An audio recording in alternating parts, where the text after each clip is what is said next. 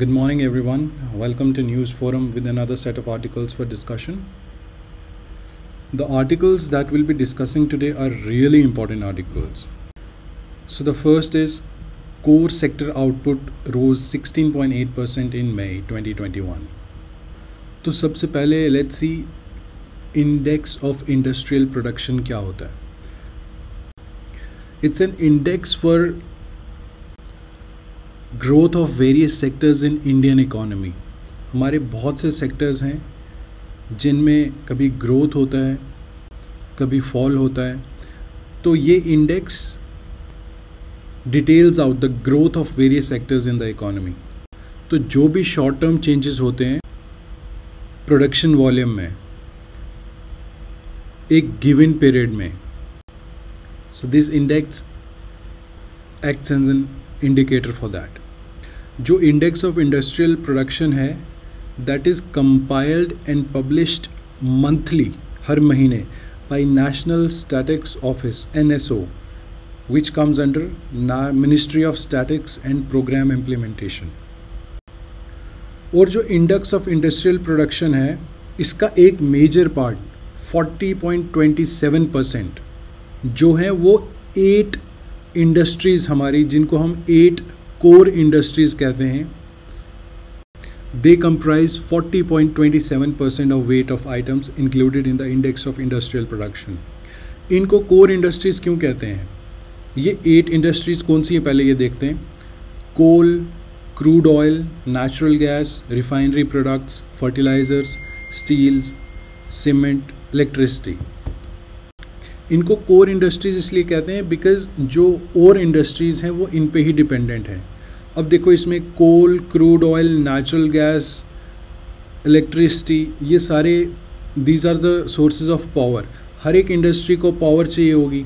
तो जब हमारी पावर जनरेटिंग आइटम्स इंक्रीज़ होंगी प्रोडक्शन में, इसका मतलब ज़्यादा से ज़्यादा इंडस्ट्री चल रही है, एनर्जी की ज़्यादा खपत हो रही है, तो इनकी ग्रोथ से हमें ये पता चलता है कि वो भी ग्रो कर रहे हैं.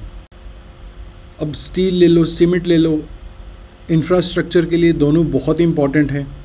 तो अगर हमारी स्टील इंडस्ट्री या सीमेंट इंडस्ट्री ग्रो कर रही है, इसका मतलब इंफ्रास्ट्रक्चर अच्छे से डेवलप हो रहा है. तो हम इन्हीं इंडस्ट्रीज़ की ग्रोथ को देख के ये अंदाज़ा लगा सकते हैं कि बाकियों के साथ क्या हो रहा है. अब अगर फर्टिलाइज़र ज़्यादा से ज़्यादा प्रोडक्शन हो रही है फर्टिलाइज़र्स की और यूज़ हो रही है, इसका मतलब एग्रीकल्चर में काफ़ी ग्रोथ हो रही है. तो therefore we call them core industries because जो बाकी की इंडस्ट्रीज़ हैं वो डायरेक्टली या इनडायरेक्टली इन पे ही डिपेंडेंट हैं, which are coal, crude oil, natural gas, refinery products, fertiliser, steel, cement, electricity.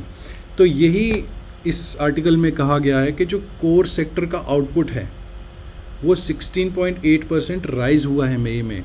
इसका मतलब इकॉनमी इज़ रिवाइविंग.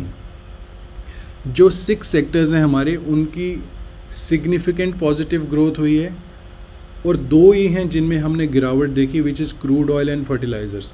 अब लॉकडाउन था तो ऑयल इतना यूज़ हो नहीं रहा था, जो पेट्रोल, डीजल और भी जो पेट्रोलियम प्रोडक्ट्स हैं, तो इसलिए क्रूड ऑयल की जो परफॉर्मेंस है वो कम रही. और फर्टिलाइज़र अब जैसे हमारा ख़रीफ सीज़न शुरू हो रहा है तो उसमें भी पिकअप करेगा. तो ये बेस इफ़ेक्ट क्या होता है? हम किसी भी चीज़ को अगर कंपेयर करते हैं ना तो उसके लिए कोई एक बेस लेके चलते हैं. अब जैसे हमने मई 2021 के डेटा को कंपेयर करना है तो किसके साथ करेंगे? हम मई 2020 के डेटा के साथ कंपेयर करेंगे. मई 2020 में लॉकडाउन था तो जितनी भी ये इंडस्ट्रियल प्रोडक्शन है एक तरीके से रुकी हुई थी. तो इसका मतलब वहाँ का बेस कम होगा. अगर वहाँ का बेस कम है, जो बेस वैल्यू है वो कम है, और मई 2021 में इंडस्ट्रियल प्रोडक्शन हो रही थी, तो अब पिछले साल का बेस के साथ अगर हम कंपेयर करेंगे तो हमें लगेगा कि ओहो इस बार तो हमने बहुत ज़्यादा प्रोडक्शन कर ली है. लेकिन रियलिटी में ऐसा होता नहीं है. बेस इफ़ेक्ट का यही मतलब होता है that it's a choice of a basis of comparison और रेफरेंस बिटवीन डेटा पॉइंट्स. तो यहाँ यही कहा गया है that output from India's 8 core industries grew 16.8% in May 2021 with 6 sectors, crude oil और फर्टिलाइजर्स को छोड़ के, reporting significant positive growth due to base effect. तो बेस इफेक्ट कब का? मई 2020 when the country was in national lockdown. So the next article is current account deficit widens as imports revive. Current account deficit होता है कम, current account deficit मतलब हमारे imports ज़्यादा हैं, एक्सपोर्ट्स कम हैं, तो जो अकाउंट बैलेंस है वो डेफिसिट में चल रहा है। सबसे पहले देखते हैं कि बैलेंस ऑफ पेमेंट्स क्या होता है। जितना भी हमारा ट्रेड होता है, इंपोर्ट एक्सपोर्ट, उन सब का एक स्टेटमेंट होता है, सभी ट्रांजैक्शंस उसमें नोट किए जाते हैं जो हमारी कंट्री ने बाकी वर्ल्ड के साथ किया है। तो उस पूरी स्टेटमेंट को कहते हैं बैलेंस ऑफ पेमेंट्स। तो इसके 2 मेजर अकाउंट्स होते हैं, एक होता है कैपिटल अकाउंट और एक होता है करंट अकाउंट। जो हमारा करंट अकाउंट होता है, इसमें हम एक्सपोर्ट और इंपोर्ट, यूनिलेटरल ट्रांसफर्स और इन्वेस्टमेंट इनकम रिकॉर्ड करते हैं। अब विजिबल ट्रेड क्या होता है? जैसे एक्सपोर्ट इंपोर्ट ऑफ गुड्स, जो चीज़ें हमें दिखाई दे सकें। इनविजिबल ट्रेड क्या होता है? उन चीज़ों का एक्सपोर्ट इंपोर्ट, मतलब लिटरली जो हमें दिखाई ना, जैसे सर्विसेज। मान लो एक आईटी कंपनी है, उसने अपना ऑफिस, वो अमेरिका की है, उसने अपना ऑफिस इंडिया में खोल रखा है। हम over the computer, over the internet, over the phone उनको सर्विस प्रोवाइड करते हैं। तो it becomes an invisible trade.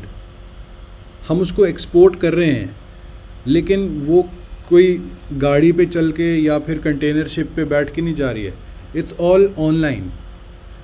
तो इनविजिबल ट्रेड्स वो हुए जो सर्विसेज में हम एक्सपोर्ट इंपोर्ट करते हैं, और विजिबल ट्रेड वो हुए जो गुड्स हैं, मर्चेंडाइज। जो एक्सपोर्ट्स, जो हमारी कंट्री बाहर भेजती है, उनको एक्सपोर्ट्स कहते हैं। They are noted as credits in the balance of payments.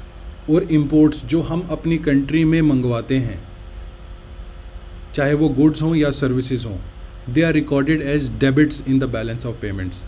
क्योंकि जब हम एक्सपोर्ट करेंगे तो इंडिया में पैसा आ रहा है, जब हम इंपोर्ट करेंगे तो इंडिया से पैसा जा रहा है।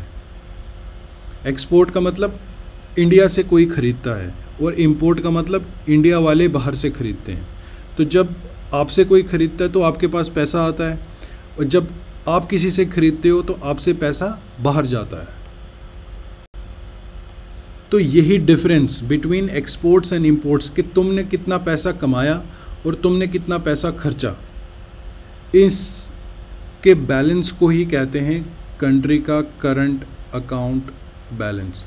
अब ये पॉजिटिव है या नेगेटिव, वो इस पे डिपेंड करता है कि पैसा ज़्यादा आ रहा है। अगर मतलब 10 रुपये आ रहे हैं और 5 रुपये जा रहे हैं, तो मतलब ज़्यादा आ रहे हैं, तो करंट अकाउंट पॉजिटिव होगा। और अगर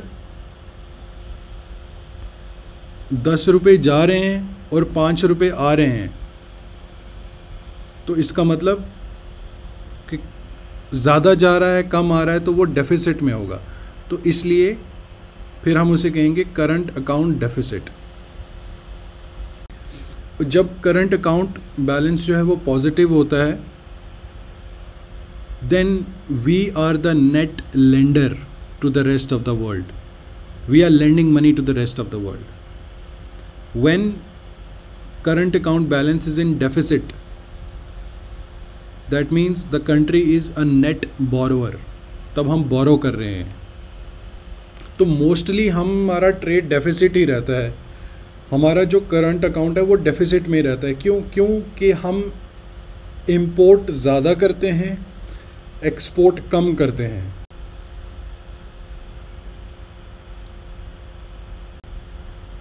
लेकिन अगर हम ओवरऑल बैलेंस ऑफ पेमेंट्स की सिचुएशन देखें तो वो मोस्टली सरप्लस में रहता है। किसकी वजह से? फॉरेन डायरेक्ट इन्वेस्टमेंट की वजह से, फॉरेन पोर्टफोलियो इन्वेस्टमेंट की वजह से। तो जैसा हमने देखा कि बैलेंस ऑफ पेमेंट्स में दो होते हैं, एक कैपिटल अकाउंट होता है, एक करंट अकाउंट। अभी हम करंट अकाउंट डिस्कस कर रहे थे, अब हम कैपिटल अकाउंट देखते हैं क्या होता है। एसेट और लायबिलिटी पहले देख लेते हैं। एसेट बहुत ही सिंपल लैंग्वेज में अगर हम इसको समझें, बहुत ही ज़्यादा सिंपल लैंग्वेज में, एसेट वो हुआ जो तुम्हें कमा के दे, और लायबिलिटी वो हुआ जो तुम्हारी एक जिम्मेदारी है, तुम्हें चुकाना है। तो जब भी कैपिटल, बोथ पब्लिक और प्राइवेट, इसको इन्वेस्टमेंट भी, अंडरस्टैंडिंग के लिए आप कैपिटल को इन्वेस्टमेंट समझ लो।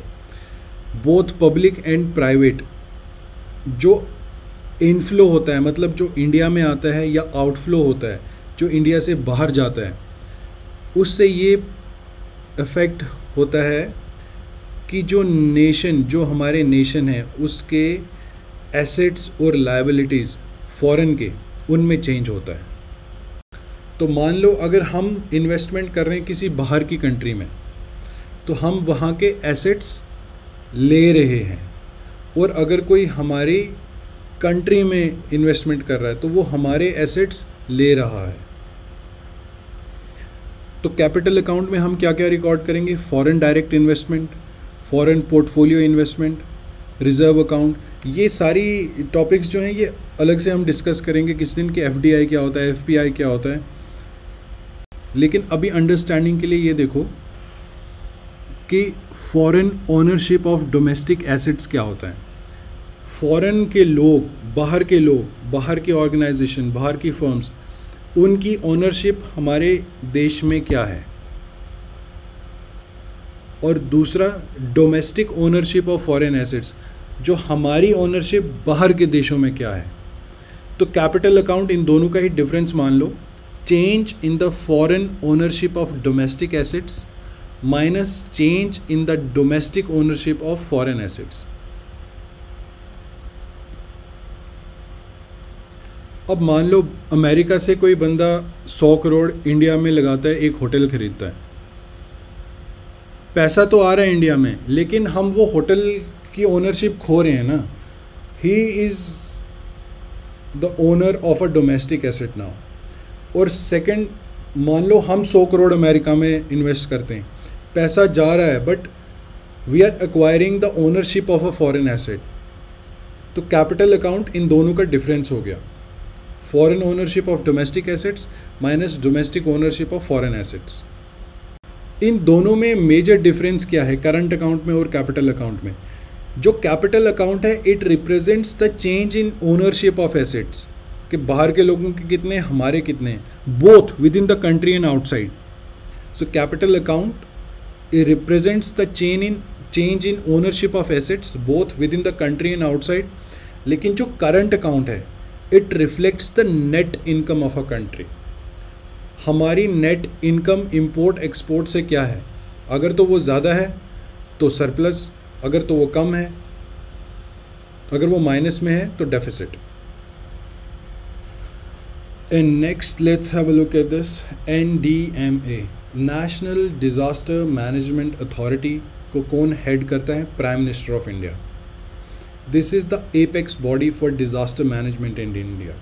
अब कोविड-19 भी एक डिज़ास्टर ही है, और इस अथॉरिटी में एक तो पीएम होंगे हेड, और we can have 9 other members. There is a provision to have a vice chairman if needed.